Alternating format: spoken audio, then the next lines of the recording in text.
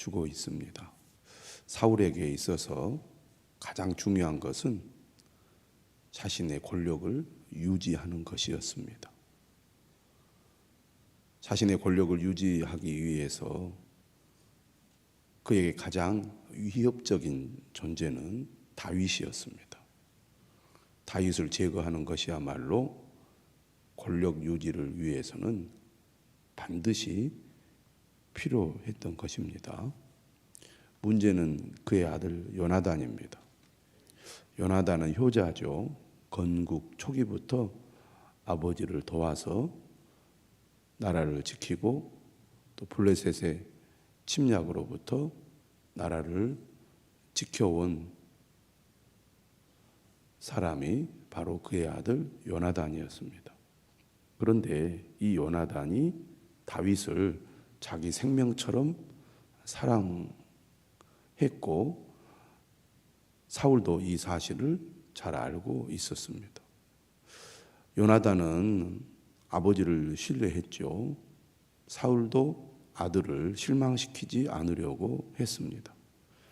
하지만 시간이 갈수록 다윗의 인기는 많아지고 그의 활약과 영향력은 더 커지고 있었기 때문에 사울 왕은 두려움을 느낄 수밖에 없었습니다. 요나단은 인간적으로 아버지 사울과 다윗 사이에서 갈등할 수밖에 없었을 것입니다. 아버지도 설득하고 다윗도 지키고 싶었습니다.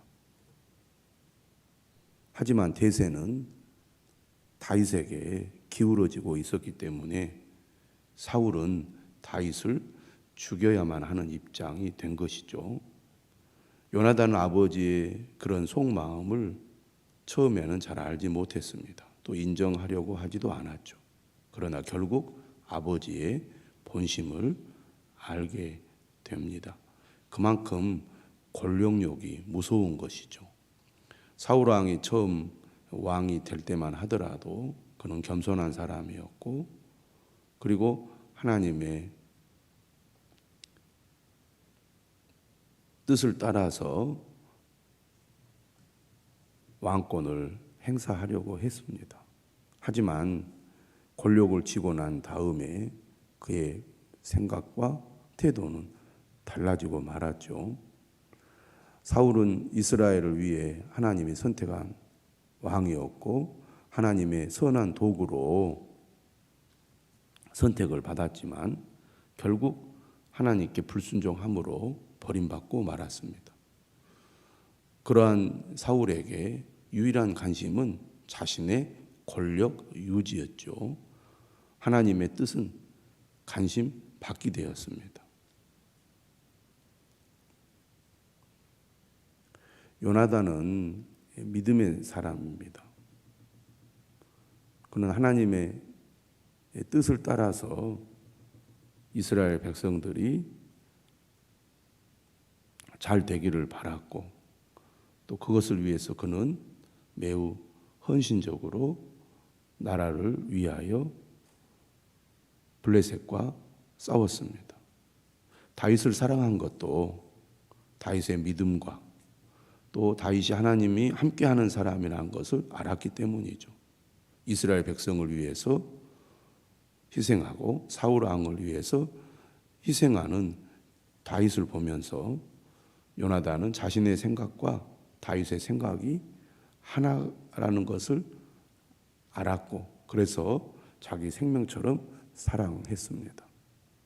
그런데 지금 현실은 어떻습니까? 아버지와 다윗 사이에서 그런 매우 마음이 괴로울 수밖에 없었을 것입니다.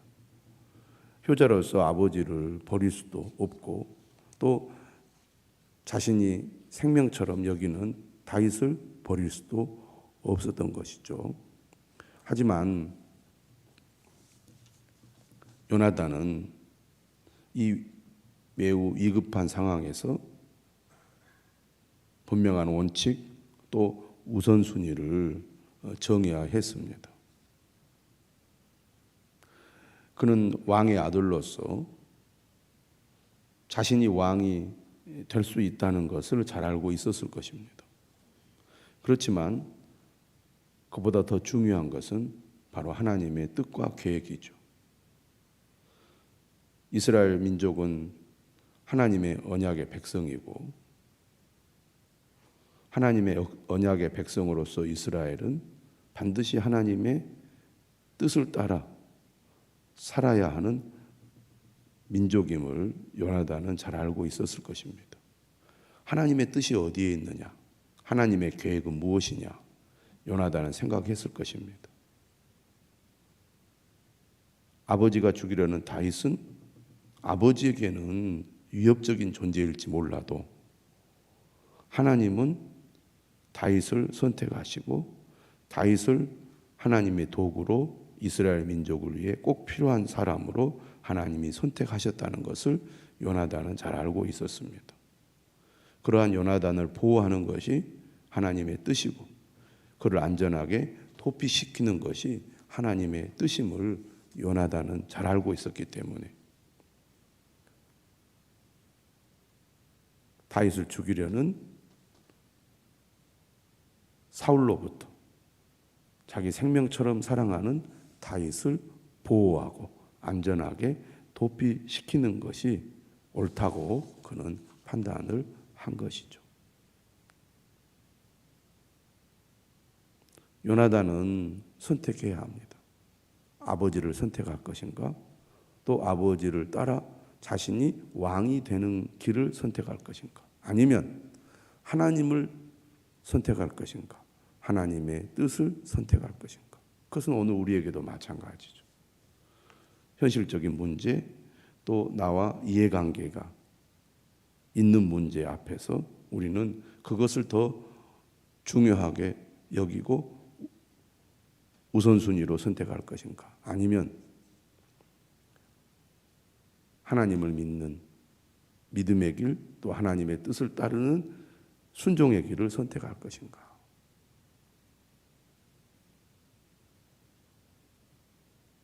오늘 요나단은 하나님의 뜻을 따르기로 결심을 하고 다윗을 향한 약속을 지키게 되지요. 오늘 본문은 이렇게 시작합니다. 다윗이 들에 숨으니라. 초하루가 되매 왕이 앉아 음식을 먹을 때에 왕은 평시와 같이 벽 곁 자기 자리에 앉아 있고 요나단은 서 있고 아브넬은 사울 곁에 앉아 있고 다윗의 자리는 비었더라. 왕과 함께 식사를 하는 자리의 풍경을 오늘 본문은 잘 그려주고 있습니다. 사울은 자신의 권력을 유지하기 위해서 끊임없이 생각하고 또 무엇인가를 시도하는 사람입니다. 아무래도 자신의 권력을 유지하려고 하다 보니까 생각이 많아질 수밖에 없겠죠. 26절에 사울의 생각이 기록되어 있습니다. 사무엘상을 통하여 사울의 생각을 기록한 구절들이 여러 번 나오는데 26절에서도 사울이 아무 말도 하지 않았습니다. 아무 말도 하지 않았다는 것은 아무 생각이 없다는 게 아니죠. 나름대로 무엇인가를 깊이 생각하는 겁니다. 특히 다윗은 그에게 매우 민감한 대상일 수밖에 없기 때문에 반드시 그 자리에 있어야 할 다윗이 없다는 것은 그로 하여금 더 많은 생각을 하게 만들겠죠. 그래서 그가 이렇게 생각을 했습니다. 그에게 무슨 사고가 있어서 부정한가 보다. 정령이 부정한가 보다. 올 수 없는 그런 문제가 생겼는가 보다. 왜? 왕의 뜻을 거역하고 행동한다는 것은 신하로서 있을 수 없는 일이기 때문이죠. 그런데 그 다음 날 둘째 날에도 다윗이 여전히 식사 자리에 참여하지 않으니까 그때야 사울이 그의 아들 요나단에게 묻는 겁니다. 이새의 아들이 어찌하여 어제와 오늘 식사 자리에 나오지 않느냐. 그러자 요나단이 대답을 하죠. 이미 다윗과 얘기가 된 내용입니다. 다윗이 내게 베들레헴으로 가기를 간청하여 이르되 오나건대 나에게 가게 하라. 우리 가족이 그 성읍에서 제사할 일이 있으므로 나의 형이 내게 오기를 명령하였으니 내가 네게 사랑을 받거든 내가 가서 내 형들을 보게 하라 하였으므로 그가 왕의 식사 자리에 오지 아니하였나이다. 그러자 사울이 요나단에게 화를 냅니다. 뭐라고 말을 합니까?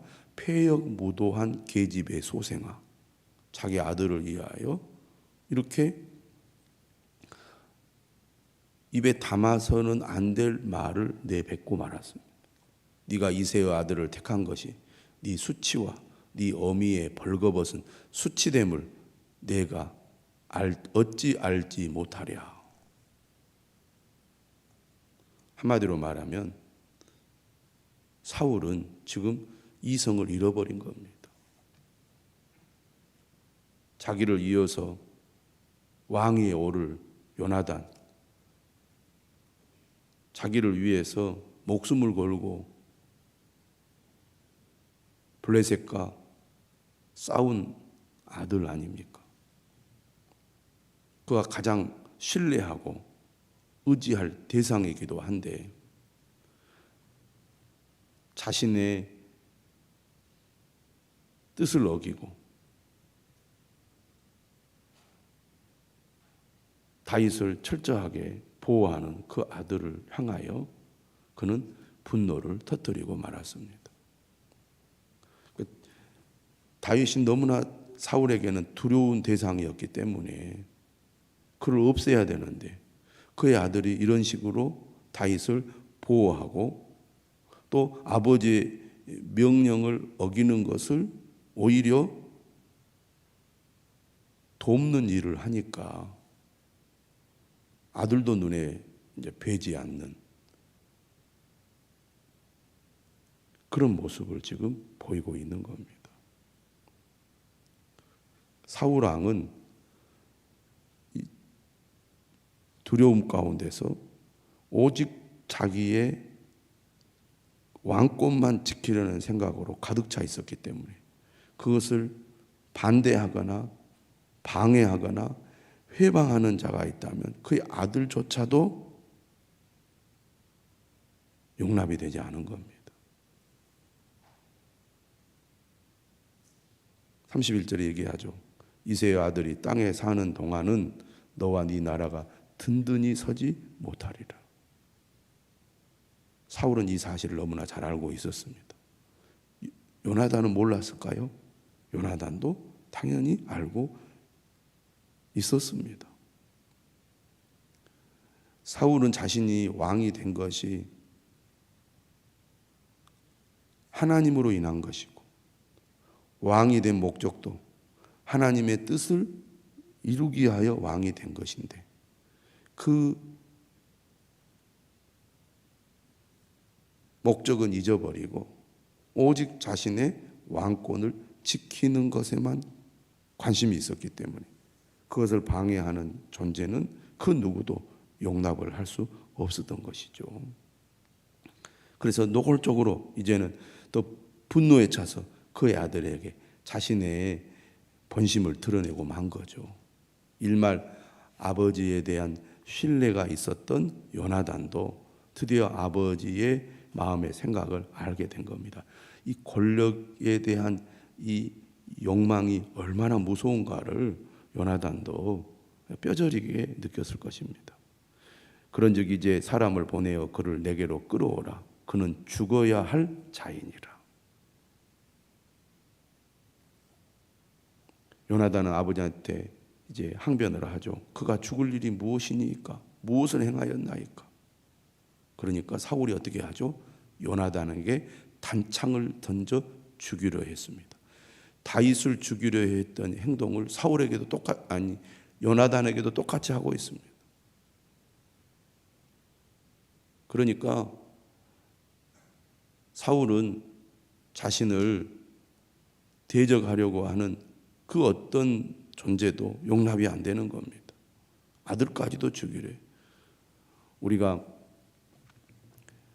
조선 왕조를 통해서도 아버지와 아들의 그 권력 다툼, 그리고 아버지의 권력을 뭔가 위협하면 아들도 결코 용서하지 않고 죽이는 것을 우리는 역사를 통해서 보지 않았습니까? 그만큼 인간의 이기심과 욕망은 끝이 없고, 가족이라 할지라도 아무리 가까운 존재라 할지라도 자신을 위협하면 결코 용납하지 않는 것이 권력의 세계라는 것. 인간의 이 본성이 얼마나 악한지를 권력을 통해서 더더욱 잘 알 수가 있습니다. 요나단은 그의 아버지가 다윗을 죽이기로 결심한 줄 알고 심히 노하여 식탁에서 떠나고, 요나단도 아버지에게 크게 실망을 한 겁니다. 그래서 요나단도 둘째 날에는 아버지와 함께 식사를 하지 않고 그 자리를 떠나고 만 것입니다. 사울은 다윗을 죽이겠다는 그 욕망, 그리고 다윗을 향한 그 두려움 때문에 아들과의 관계도 사실은 어긋나고 만 거죠. 그를 가장 지지해주고 그를 돕고 그를 보호해줄 대상이 바로 그의 아들 요나단인데, 요나단을 크게 실망시키는 아버지가 되고 만 겁니다. 요나단은 아버지의 그 본심을 알고 나서 어떻게 해서든지 다윗을 이제 피신시키려고 하고 있습니다. 그는 신실한 사람이죠. 약속을 반드시 지키는 사람입니다. 자신의 이익이나 이기적인 욕심을 내려놓고 하나님의 뜻을 따라서 그가 생명처럼 사랑하는 다윗을 보호하려고 하는 겁니다. 그래서 작전대로 화살을 쏘아서 다윗에게 지금 상황을 알리게 되지요. 아무래도 요나단이 다윗을 노골적으로 피신시켰다는 것이 알려지면 요나단 자신에게도 좋지 않다는 것을 알았기 때문일 것입니다. 작은 아이를 데리고 정한 시간에 들로 나가서 화살을 쏘죠. 내가 쏘는 화살을 찾으라. 그런데 요나단이 아이가 달려갈 때 화살을 그의 위로 지나치게 쏩니다. 그러니까 멀리 날아간 거죠. 그래서 요나단이 아이 뒤에서 외칩니다. 화살이 네 앞쪽에 있지 않느냐? 그 말은 도망가라는 신호지요.